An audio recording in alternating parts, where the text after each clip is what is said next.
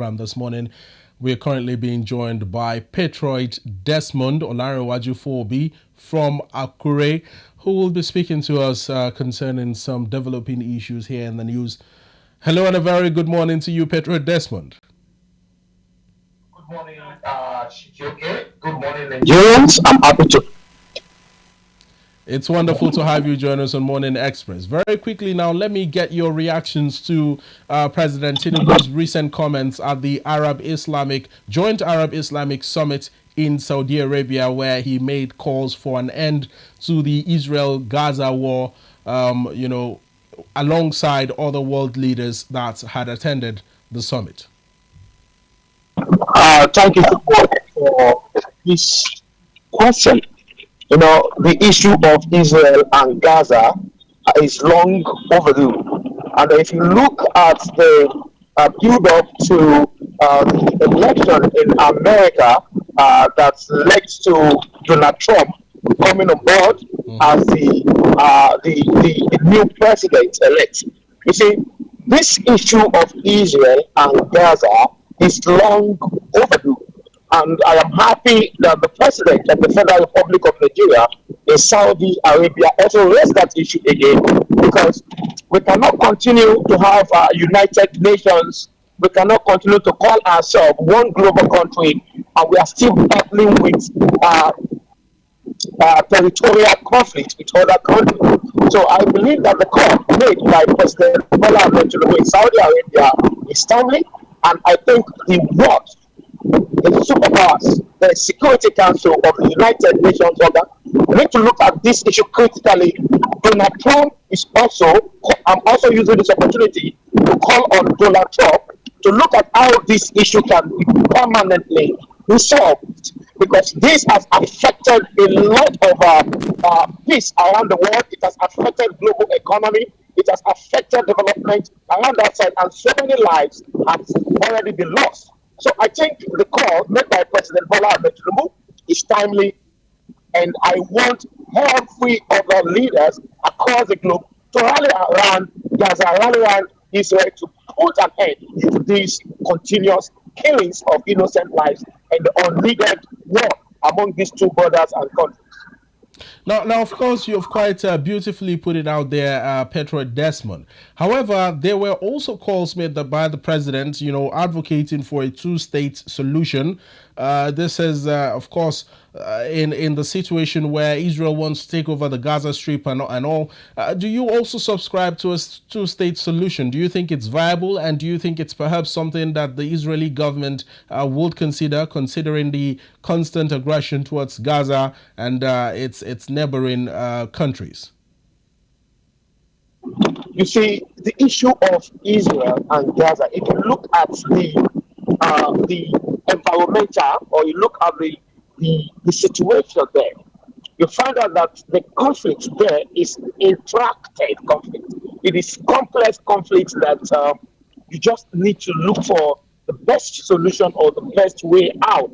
You see, if you have been to Gaza, been to Israel, if you look at the environment, the proximity, it's like Nigeria and Cameroon. It's like having issue, like, for example, Niger and Nigeria. There are a lot of people whose lives have been affected, people living together close to each other and all that. So what I can say is that these two way solution would be the best way, going forward. It's going to be the best thing to do. But my fear is that if Israel is going to consider that, I don't know if you can get me from the studio. Well, I can hear you very clearly, Patriot Desmond. I can hear you.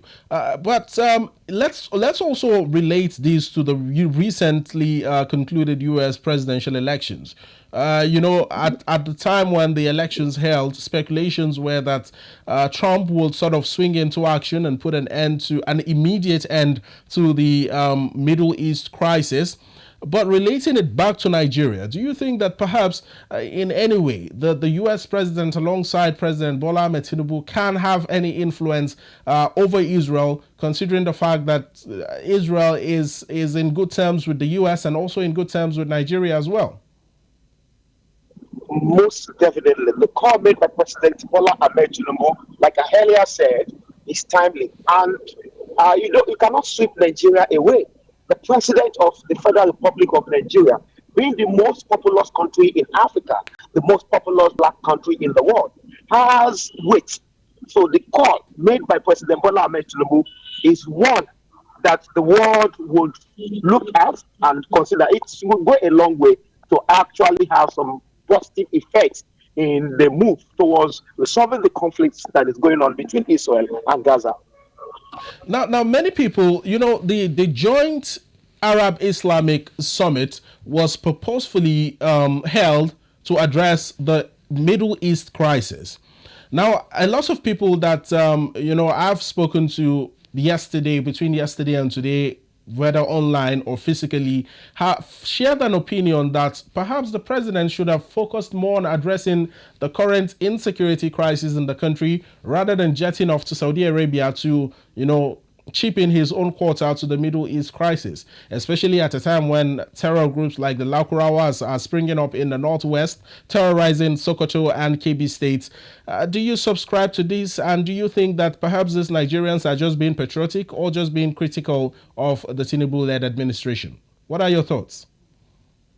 CJK, you can't really say that, there is no country in the world that is not going through their up and down. Nigeria, just like every other country, are also facing the challenge, but that doesn't mean that when it comes to global community, when it comes to the community of states, you don't make your own contribution. And for me, I do not see that as a double standard. Seriously, you need to understand that even some countries, let me give you an example, world that gives aid to other countries, not because they do not have poor people or they do not have need. It is just a bilateral understanding. It is just an international politics. In international politics, there are things that you should consider firmly and strongly, and that is trying to lend your voice to in solidarity to other countries that is in need. And that doesn't mean that your own country do not have the issue or do not have issues. For example, if you go to Sanfara, you go to Kaduna, you go to Borno, you go to some part of the country, we have our own downs. But that doesn't mean that Nigeria should not contribute to global peace or world peace. So please, those people who join the argument that it's a double standard by the president, that President Bola Ahmed Tinubu is yet to resolve all the conflict in Nigeria and is now making a call out there.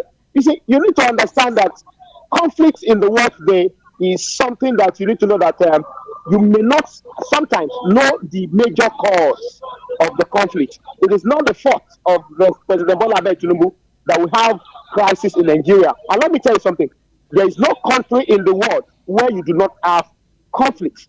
But what is bad is violent conflict. And that is what I think we need to look inward as a country to come together and resolve. Besides, President Bola Ahmed Tinubu is not the cause of the ongoing crisis or conflict in the northwest, or in any part of Nigeria. Well, certainly, Patriot Desmond, he's not the cause of the crisis in any part of the country, but he's the commander-in-chief of the armed forces, the first man, the number one person in the country, and should be worried. Of course, I know he is, but when you say he's not the cause of the problems, that doesn't mean he should wash his hands off it completely. Definitely, okay. So your statements are a little bit contradicting. If you look at the size of budget, you'll find out that our security, what is allocated for security, fighting insecurity in Nigeria, is even higher. It is even higher. But are we winning the war against insecurity, Patriot Desmond? No, are we really winning the war? Winning the war against insecurity in Nigeria is not a sole responsibility of the president, but a collective effort as citizens of Nigeria. It is not just the president, it's not just the military, even the civil military relationship, the community, the aboriginals, the people of Nigeria needs to come together in unity with the government to resolve all the ongoing conflicts in our Nigeria. So for me, we need to be sincere and objective. The president is doing its bit, but he can do better. But that is not to say that we should leave the responsibility of restoring peace and stability in Nigeria solely to the president. Every one of us have a role to play to make Nigeria a better country. All right, Honorable Patriot Desmond.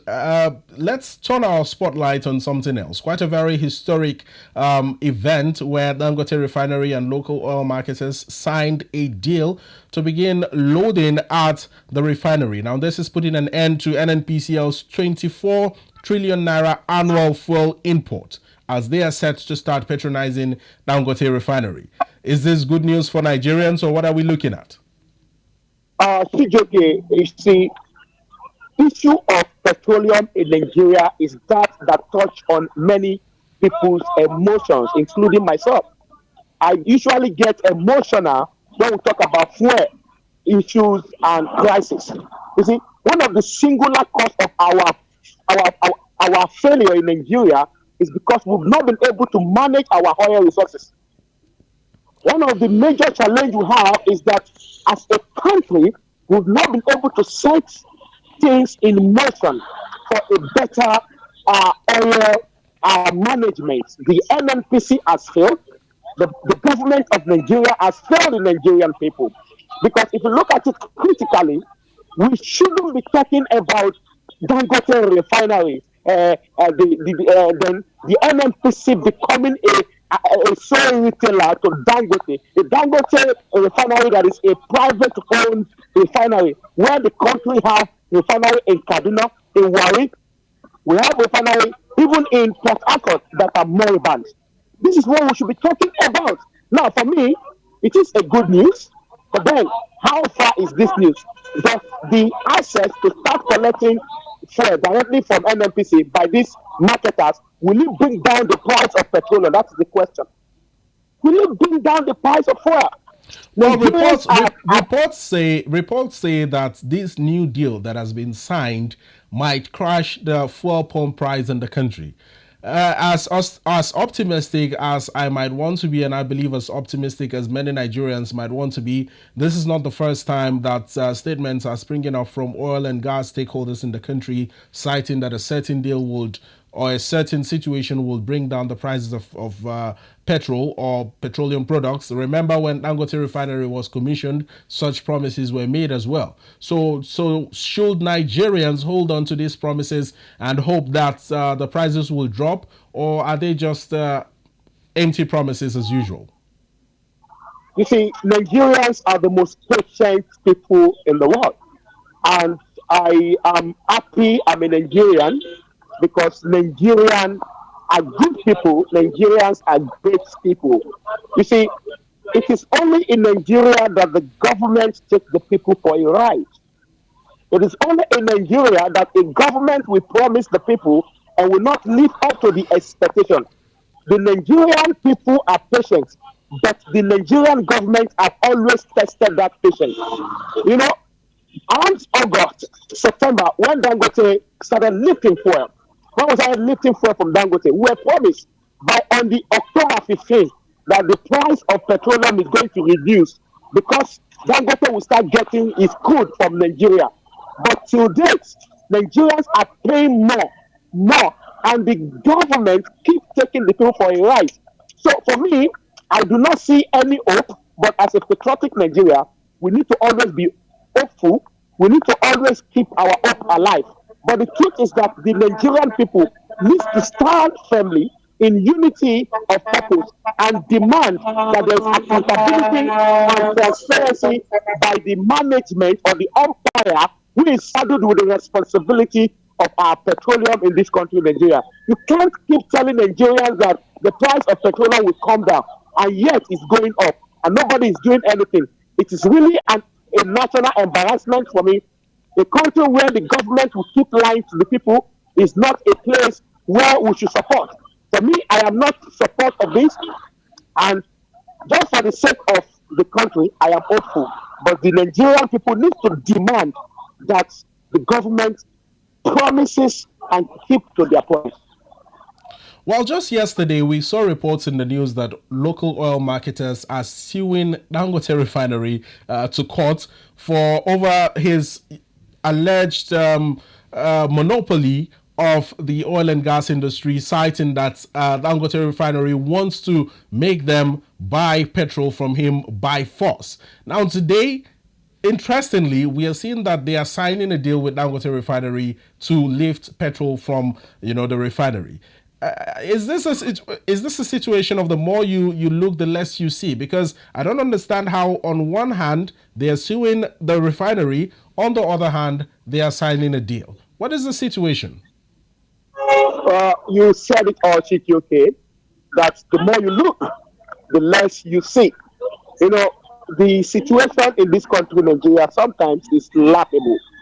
You see, first of all, nobody, Dangote do not have the right to monopolize our oil sector. Dangote is currently enjoying this because he was able to deliver, a single belt refinery that can produce millions of tons that can deliver the country from the woes that the federal government cannot solve. So Dangote currently is enjoying that because no one is challenging. If you want to challenge Dangote for not monopolizing our oil sector, all you need to do is to build more refineries.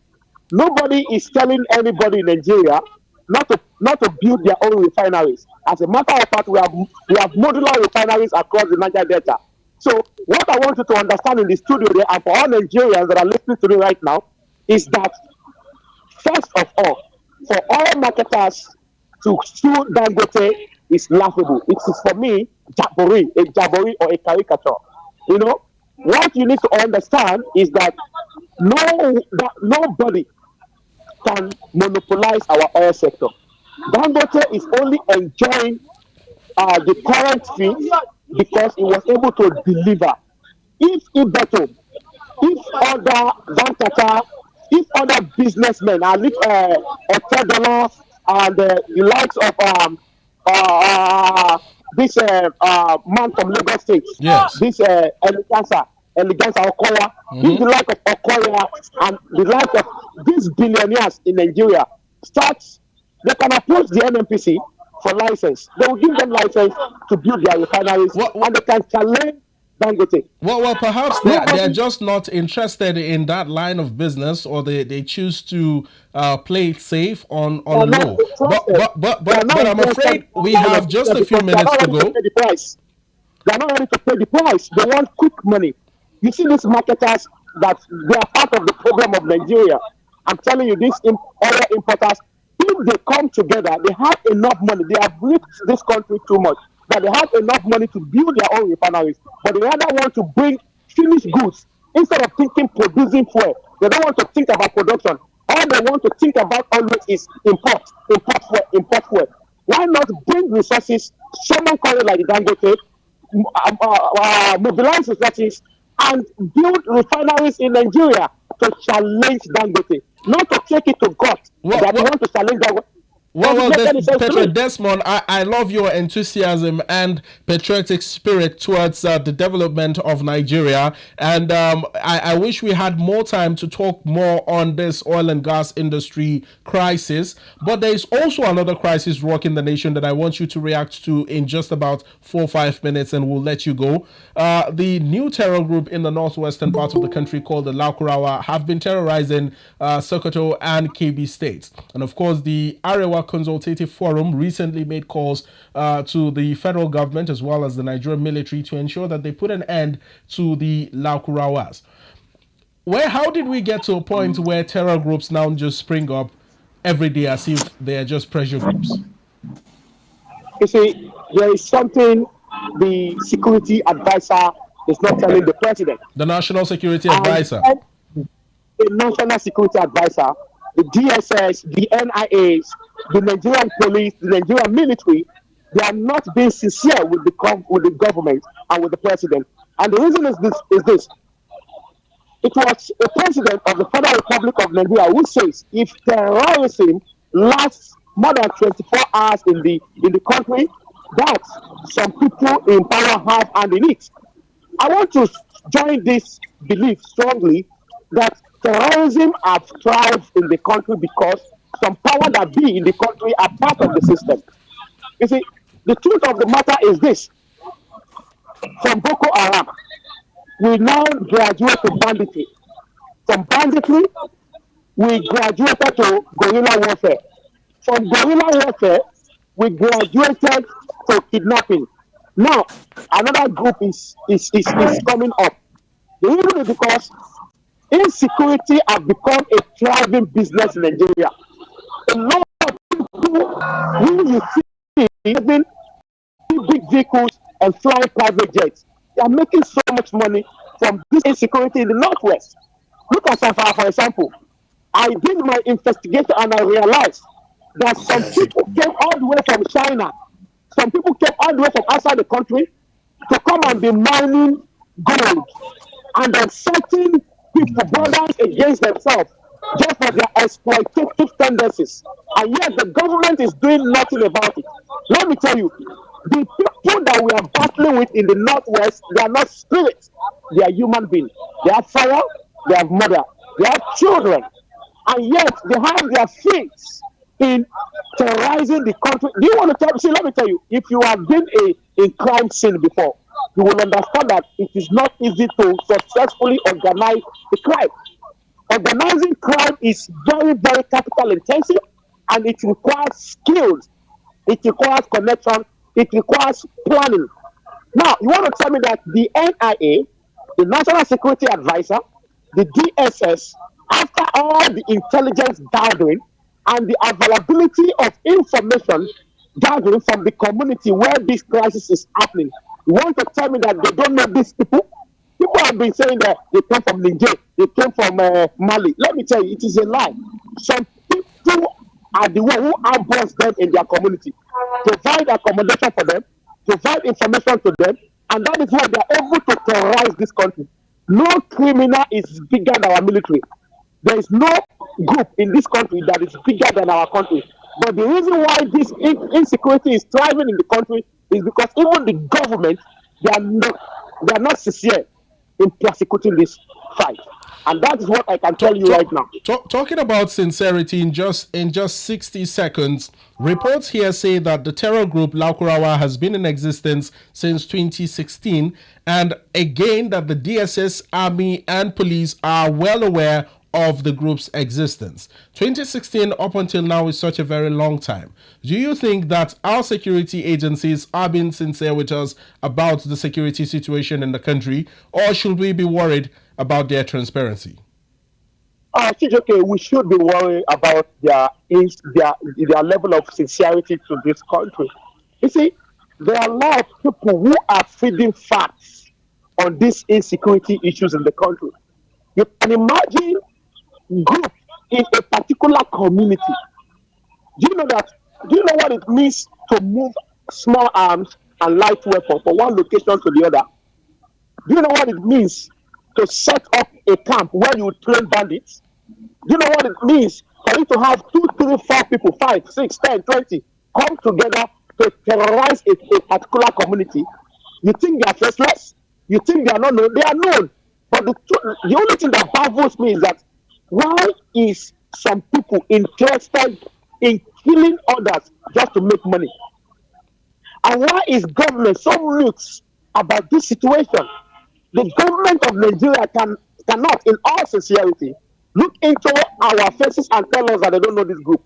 They know these people. But enough of this politics of lies to the people. The government needs to be sincere. The security apparatus needs to up their game to see that they bring an end to this issue of killings of innocent lives. Patriot Desmond, I'm afraid this is all time will permit us to take from you, but your comments, your opinions and thoughts are very much appreciated. It's always a pleasure to have you join us on the program and lend in your thoughts. Thank you so much, ADBN TV, for having me this morning. Well, that has been Patriot Desmond Patriot Fowobi, the president of the Nigeria Nexus. Now joining us next from Akure, the Ondo State capital, is